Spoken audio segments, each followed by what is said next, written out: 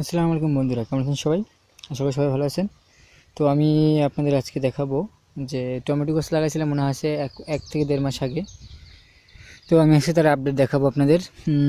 এই যে টমেটো দেখেন, টমেটো কিছু কিছু ফল ধরছে টমেটো, এবং এটা আমরা বাউনি দিয়েছিলাম কিভাবে। এই যে গাছগুলোর চেহারা দেখুন, এই হলো গাছ, টোটাল একটা গাছ। তো এমন করে গাছ সব বড় বড় আলহামদুলিল্লাহ। তো একটা গাছে এই যে এগুলো সব একটা গাছের অবস্থা।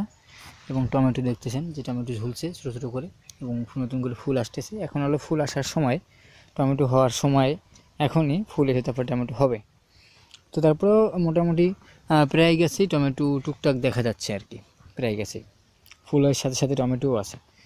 তো এখানে কথা হলো যে এখন পরিচর্যার সময় হয়ে গেছে। অর্থাৎ এর আগে আমরা কি করছিলাম, এর আগে আমরা যখন প্রথমে লাগাইছিলাম চারাটা কত ছিল আপনারা দেখছিলাম, 4 থেকে 6 আঙ্গুল বা 8 আঙ্গুল বা 1 বিঘাতে ছিল চারা। তো ওই চারাটা আমরা কী করছিলাম, এক কোনায় মাটিতে হালকা একটু পুঁতে রাখছিলাম। পুঁতে আর কিছু আমরা যে এই চারাটা কিন্তু বড় হয় না বেশি একটা, তো এরকম একটা এর চেয়ে ছোটো চারা আমরা লাগাইছিলাম। বা এই যে এতটুক চারা লাগাইছিলাম, দেখছেন একটা টমেটো আছে, এটা আমার গাছটা মরে গেছে। তো এই এতটুক চারা যখন লাগাইছিলাম আমরা, তখন আমরা কোনো বাউনি দিইনি বা কিছু করিনি, আমরা জাস্ট পুঁতে থুয়ে দিছি বা লাগাইছি মাটিতে একটু গর্ত করে। তারপরে আমরা যা করলাম সেটি হলো যে পানি দিছি আমরা, যে মাটি শুকিয়ে গেছে এবং আমরা একদিন পর পানি দিছি। পানি দেওয়া একটু কষ্টকর, অনেক জায়গায় একটু পানি দেওয়া আসলেই কষ্টকর। তো সেক্ষেত্রে আমরা চেষ্টা করছি যে একদিন পর দেওয়ার জন্য, প্রতিদিন পানি নেই। মাটি শুকিয়ে গেলে অবশ্যই প্রতিদিন দিলে ভালো, আর না হলে একদিন পর একদিন দেবেন, 2 দিন পর একদিন দেবেন, এই যে এমনটা করলেই হয়। তো আমরা এমনটা করছি, করার ফলে আজ আমাদের গাছগুলো অনেক সুন্দর এবং অনেক টমেটো আছে।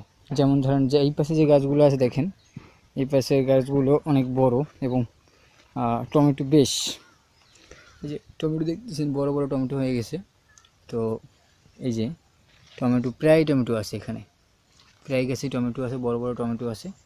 তো আরও সামনে দেখাচ্ছি আমি আপনাদের। এই যে টমেটো দেখেন, এই যে টমেটো, তারপরে এই যে টমেটো, ঠিক আছে।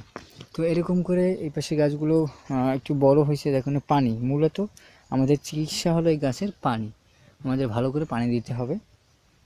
এবং গাছের গোড়ার যে আগাছা জাতীয় গাছ আছে সেগুলো আমাদের বেছে দিতে হবে। আমাদের কাজ হলো প্রধানত এতটুকুই, এর থেকে বেশি কিছু করা লাগে না।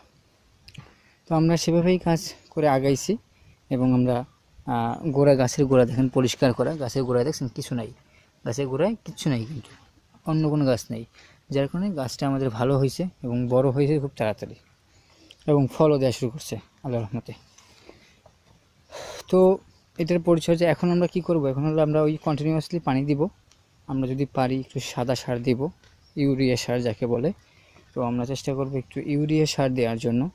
আমরা ইউরিয়া সার দিয়ে আপনাদের দেখাবো। আমরা ইউরিয়া সার আমরা অলরেডি এখানে 2বার দিছি ইউরিয়া সার, সব গাছে আমরা দিচ্ছি, যে যত গাছ আছে তত গাছের নিচে আমরা দিয়েছি ইউরিয়া সার দিয়ে পানি দিয়ে দিছি।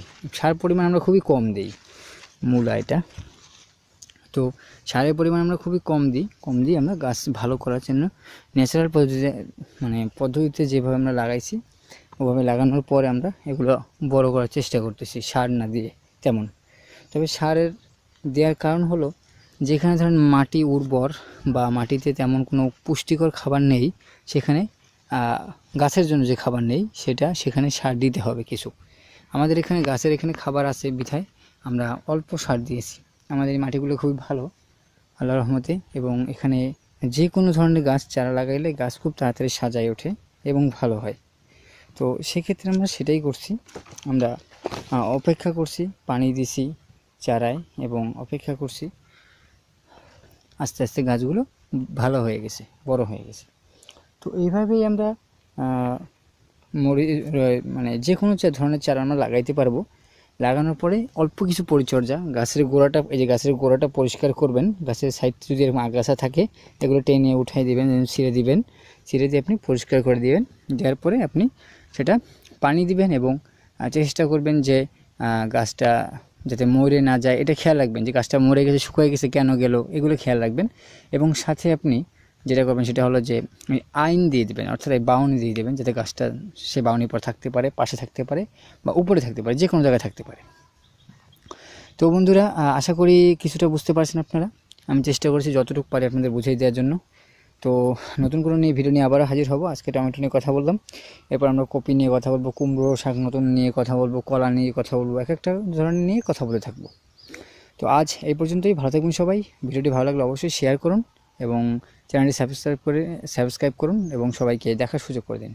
তো ভালো থাকবেন সবাই। আল্লাহ হাফেজ।